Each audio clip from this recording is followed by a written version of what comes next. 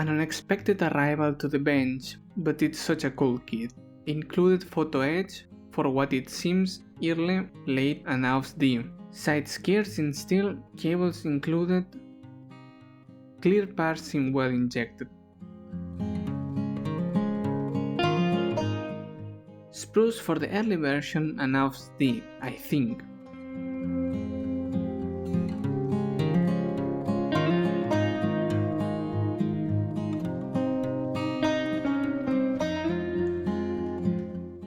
Turret frame sprue, plenty of potential options. Late tape wheels. I think out of this one you could build the late version and the Ausf D without problem. Late type accessory sprue.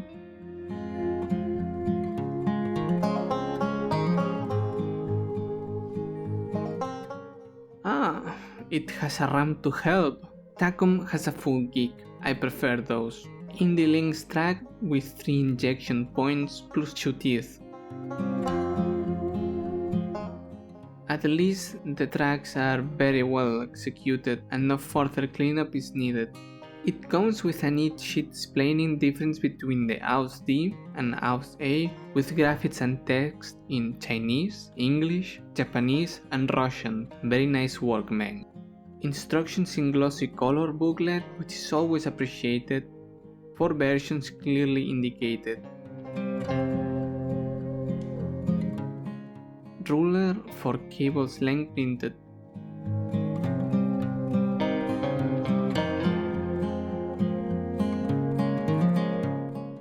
Colors with Meng, AK and occasion references.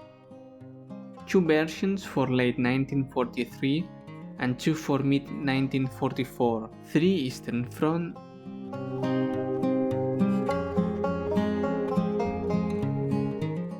And 1 Befels Panther in Italy, all with the same type of Zimmerit.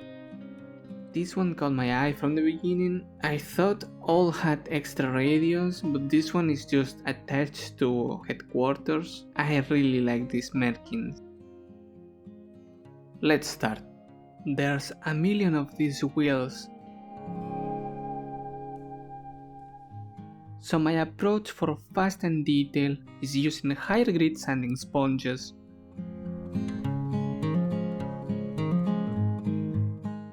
This metallic file for plastic is a godsend for this. You can reproduce damage on the rubber while you're sanding, depending on the angle and force applied.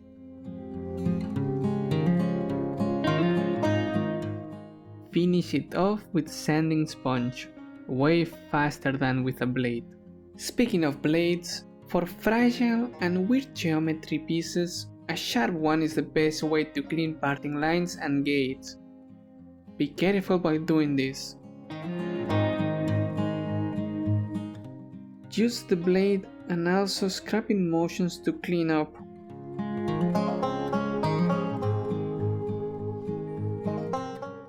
I decided to paint the radiator, which can be seen, but just in case I'd rather have it. Ancient technique to add flame cut marks by making the incisions with a blade at different spacings and angles.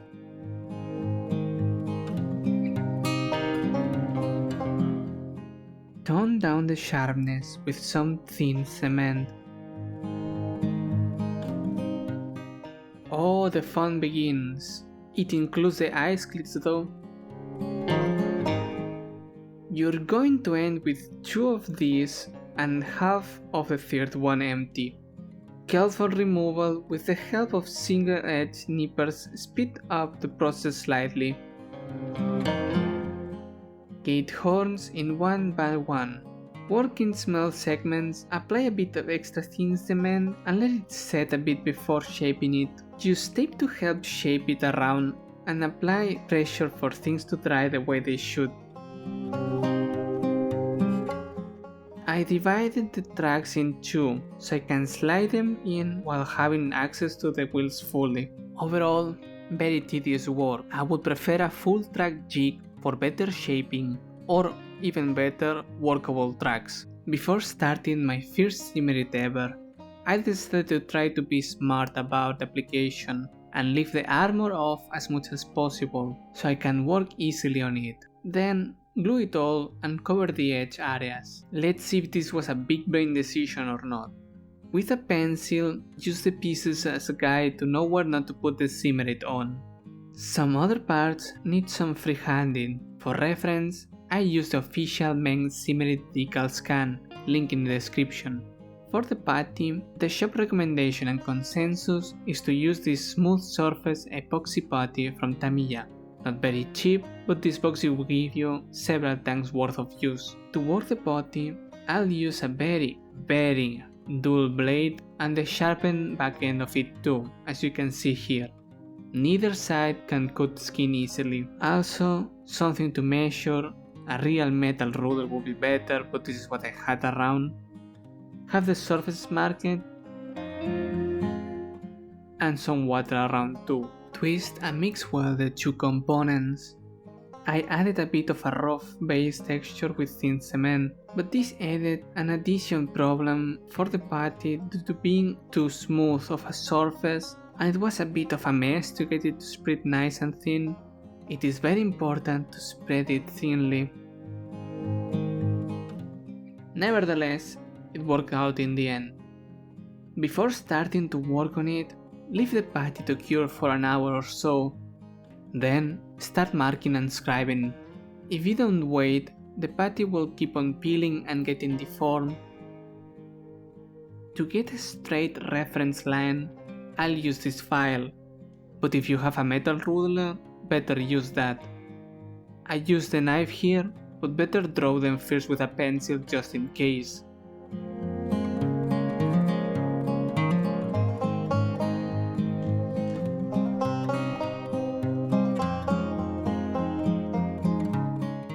Zimmerit was very sloppy applied and messy thing to do, so perfect straight lines are unrealistic. When cutting the lines, try to be a bit wobbly. Using the pencil lines as reference, freehanding it with the blade is the best method for a realistic finish, I think. Also, try not to scrap the base plastic with excessive force.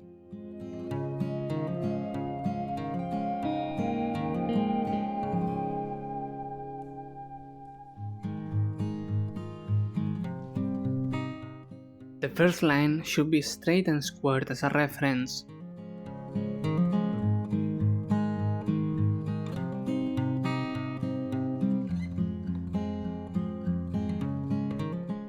Here is the result of dual blade lines. It's too narrow for scale and sharp looking on the edges. To rework the lines, I tried several tools, like a bigger blade, but it's still too sharp and thin. A photo etch small saw gave me the best result so far. I even used an old pizza cutter, but still it's too thin. I thought it would work and I could just slice around fast.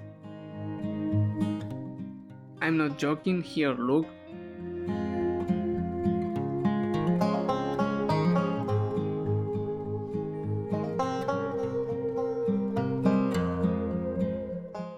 The result is still very narrow and sharp. The most pleasing one to use and the best results was the chisel. I see a lot of potential on this one, but this was too sharp and too small to be used efficiently. With a bigger and duller one, I think making Zimmerit is idiot proof. Maybe a sharpened flat screwdriver will do the trick too. Out of what I have, the photo etch saw is the best. Gives a nice separation, it's easy to control, and allows to work at a good pace. You need to follow the previous lines and gently scrap, making it slightly wider.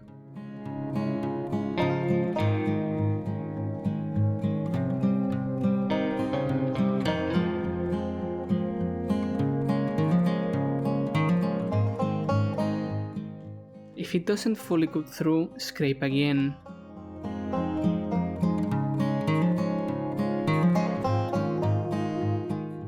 After finishing the lines, time to add some wear and tear, which is the main selling point of hand application. With a blade, scrape off the areas you want to damage.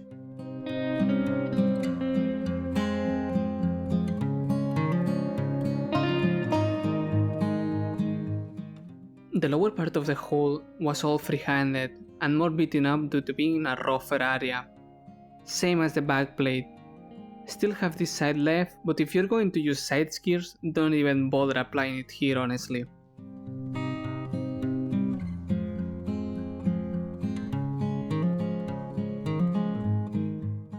Storage bins also freehanded and beaten up. After gluing in the armor panels, time to book match the pattern and cover the areas left. I tried another brand of putty. Tamiya was better for this, but I made this little figure out of it to represent how Zimmerit makes me feel. Left this panel like this for a day and hopefully I didn't mess it up and can still work it. It can be worked on with blade and saw, so that's good to know.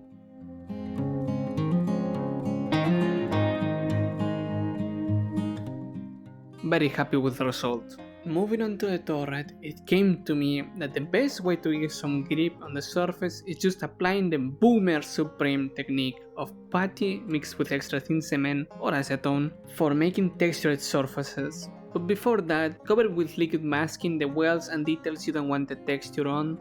This technique is super simple. I used to use it years ago for German things, especially on rolled armor. Just mix some Tamiya putty with extra thin cement and apply it with an old brush in steeping motion to give it a coarse texture. Add some longitudinal strokes for rolled steel effect.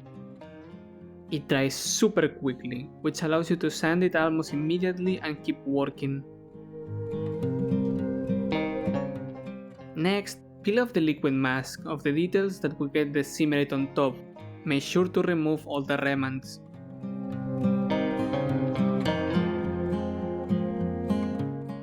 The piece has a nice surface finish and is ready now to be covered forever under epoxy putty.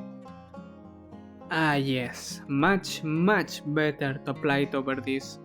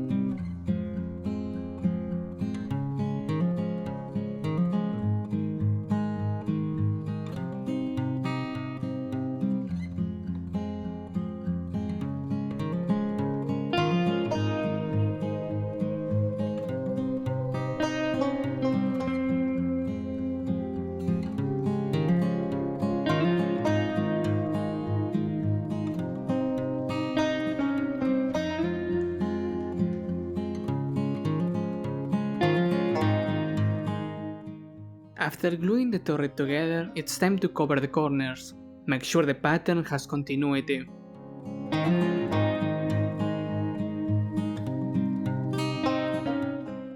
Remember to spread it thinly. Wait an hour or so and just work it like the rest.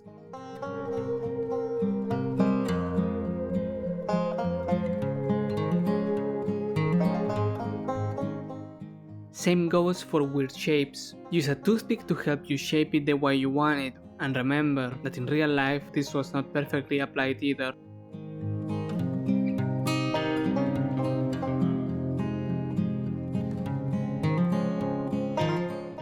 A neat thing in case you don't have photo edge fenders is to trim the edges so they look more in scale.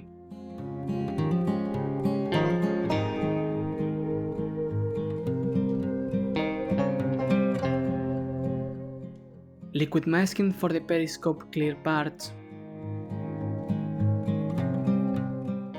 Silver paint on the back for the mirror effect.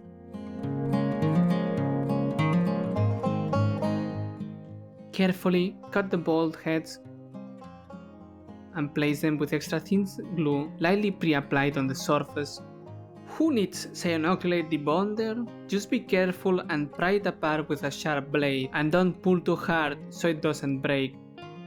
Now to clean it up with some acetone. and apply it on the right side this time, hopefully. With the butt of the brush, gently press the photo edge grills in.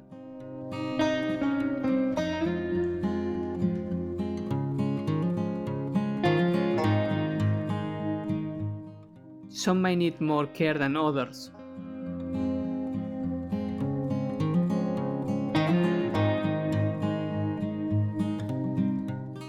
For the spare tracks, some extra attention is needed with putty and sanding, and with a blade we cut the pins and mark the center. Then, with a drill, do the holes all the way through on the ends carefully. This is needed if you don't have some workable tracks, or you are a millionaire using fuels. For thin, fragile parts like track pins, use a new blade. Cut from one side first, leaving the work to the blade, not forcing it. The knob will look a bit like a wedge. Then do the same from the opposite side, and voila! The part is now smooth and straight.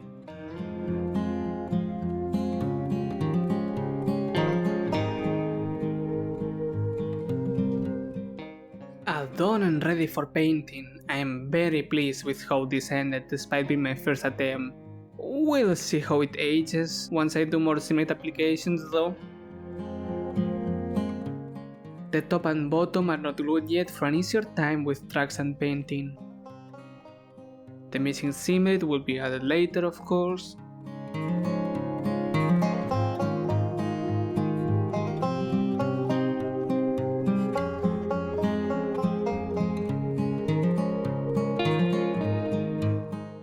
Pretty happy with the rougher Zimmerit layers here.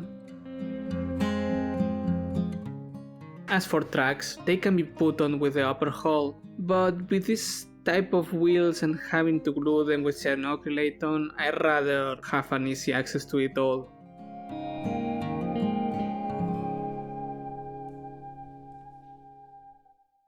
Up next, painting and weathering modded tracks. See you in the next video and thanks for watching.